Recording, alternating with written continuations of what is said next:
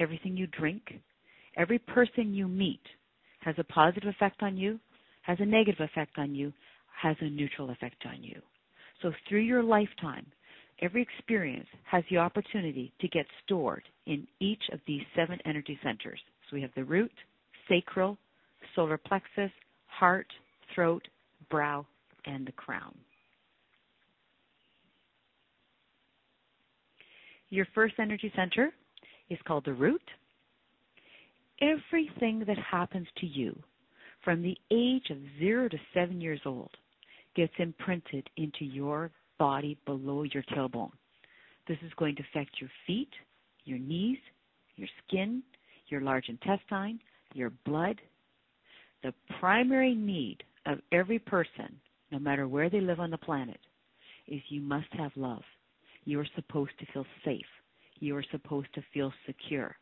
You are never supposed to be abandoned. You're not really supposed to be adopted or put into foster care. You're not really supposed to move country to country. It's important that you don't have so many brothers and sisters like I did where you don't feel fully grounded and fully rooted. If that person has to endure one of those, what we call traumas, as you can see up at the top left-hand corner, energy then has the opportunity to be deposited in an excess amount or in a negative amount. And this negative amount then will make that person constantly nervous, anxious, fearful, not able to focus, this chronic disorganization, undernourished, underweight. They may have Crohn's, colitis, irritable bowel, eczema, psoriasis, chronic fatigue syndrome. Low energy comes from the root.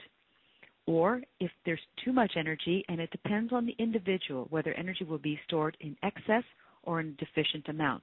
What we're trying to do is bring it back into balance, and that's what the Rubameds do. If there's too much energy in the root, these people are overweight from their waist down. They live at home when they're over 40 years old. They move slow. And interestingly enough, they gain weight from their waist down, and no matter what diet you put them on, they cannot lose weight. They get stuck in their routines. They wouldn't even let you borrow their car. Physically, they move slow. They talk slow, and they just kind of drag this energy with them everywhere they go. So they get stuck. And remember, the root is all about your self-esteem and your self-love.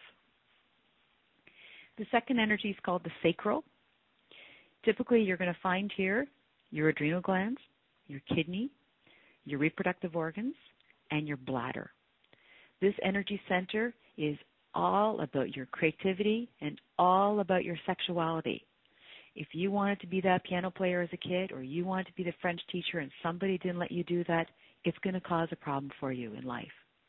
But the most important thing that creates a problem for the second chakra is any kind of physical, mental, emotional, verbal, psychological, sexual abuse, also invasive medical procedures, or mistreated by a sexual partner and told not to cry, just suck it up, or any kind of neglect.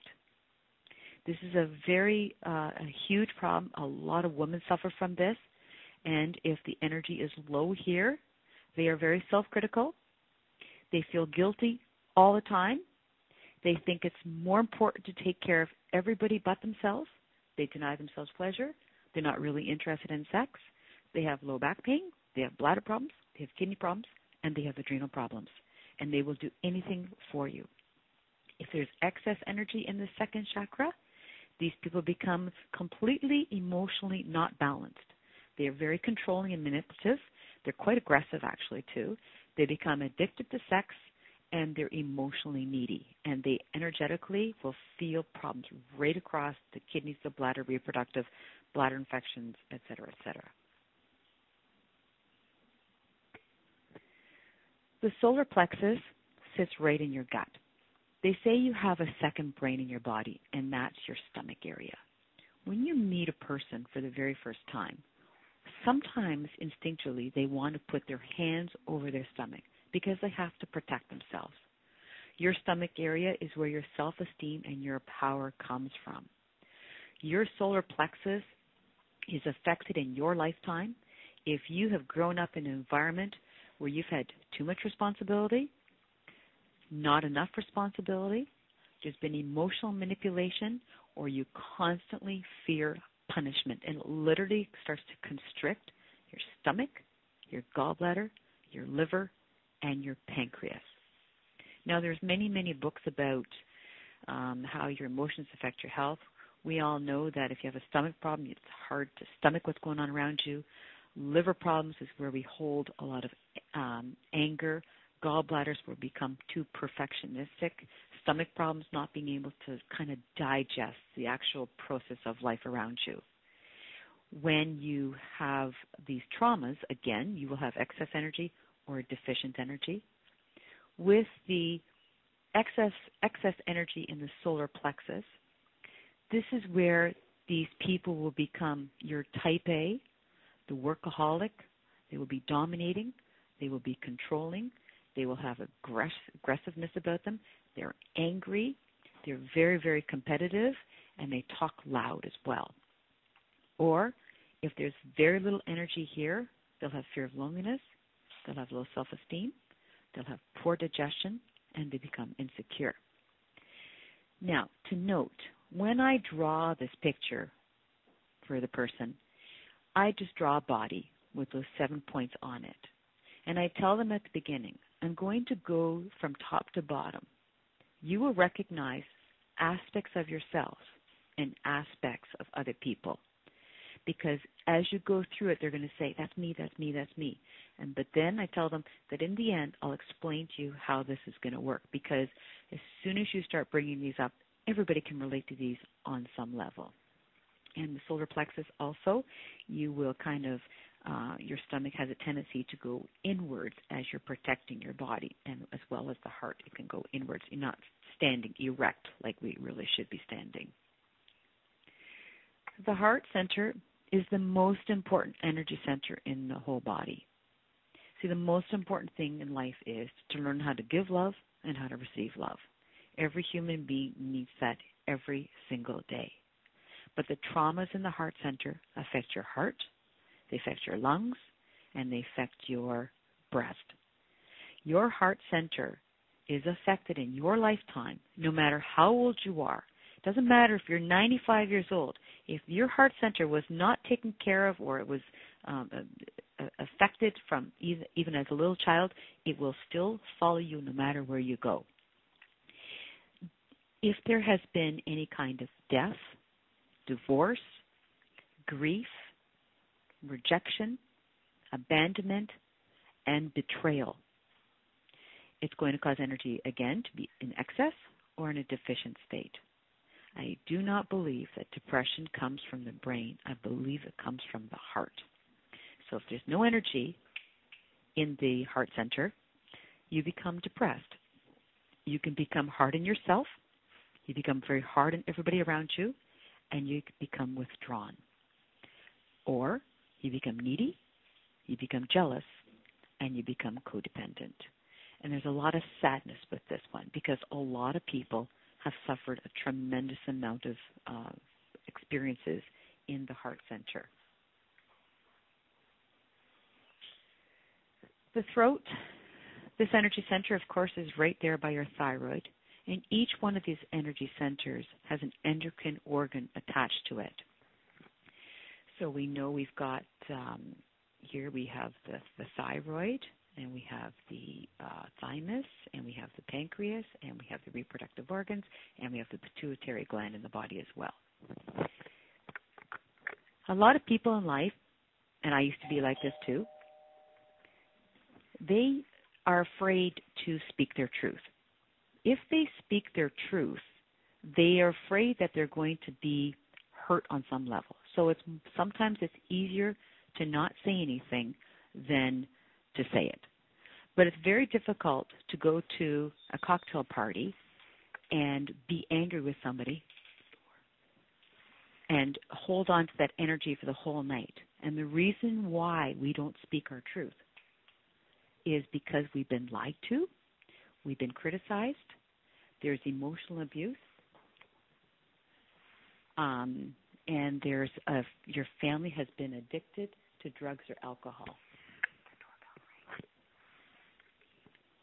If that's the case, then what's going to happen? A person's going to constantly have to clear their throat. They will lose their voice. They will have laryngitis. They will want to grind their teeth at nighttime. They will have a sore neck and constantly get colds and sore throats all the time. So if there's little energy in the throat chakra, they have a weak voice, they become shy, they're afraid to speak, or they're indecisive. As a matter of fact, what happens if they're doing a presentation, they could possibly lose their voice in the middle of their presentation because their throat chakra has been affected so greatly. Or they have excess talking. They can become self-righteous. They're not able to listen, and their voice becomes quite dominating. These people have a tendency for the whites of their eyes, almost like in Graves' disease, where the whites start to protrude out. If you listen to a person whose throat chakra is out of balance, they really talk loud to you. They really intently are trying to speak so that you listen to them because they feel so unheard. But the most important thing here is that constant criticism that they suffered as a small child. And if you think about this for just a moment, if you were a little kid and you were in school and you got up to do your presentation and people made fun of you, that's going to close your throat chakra down at an early age, and then you'll cover it and cover it and cover it, which we'll talk about in a few moments how that's going to affect you later on in life. The next one is called the brow, and of course this is where the pituitary gland sits as well. The brow chakra goes right across the top of your forehead here. This energy center is affected in your lifetime if your environment that you grow up in is unsafe, if you are told one thing but you saw another thing, if you are not allowed to establish your own identity, or if your intuition is constantly being denied, i.e., you say something and people say, you don't know what you're talking about, so just be quiet. So it constantly shuts down here. Here, this is going to affect your eyes, your ears, your nose, your sinuses. You're going to have migraines. It can cause vertigo, dizziness. With excess energy here, there's going to be nightmares and delusions. You cannot concentrate.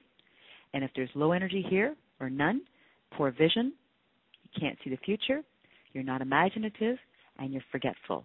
Vertigo is a big one of the brow chakra.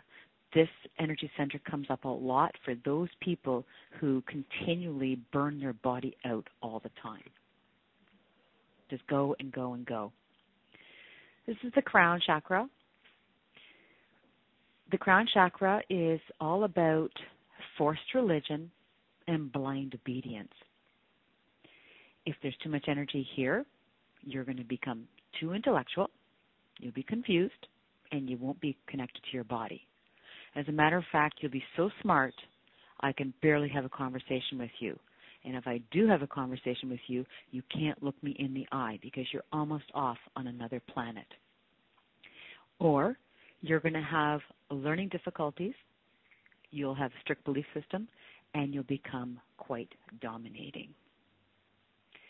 So, what's supposed to happen in life is that energy is supposed to flow from your crown chakra. Hang on a second, I'm just trying to highlight this here.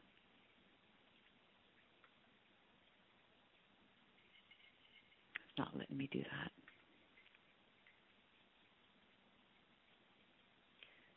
Okay, here we go. Energy is supposed to flow from your crown chakra down, all the way down to your feet, and energy is supposed to flow all the way back out of your body every single day. Now, if I decide to put a river or a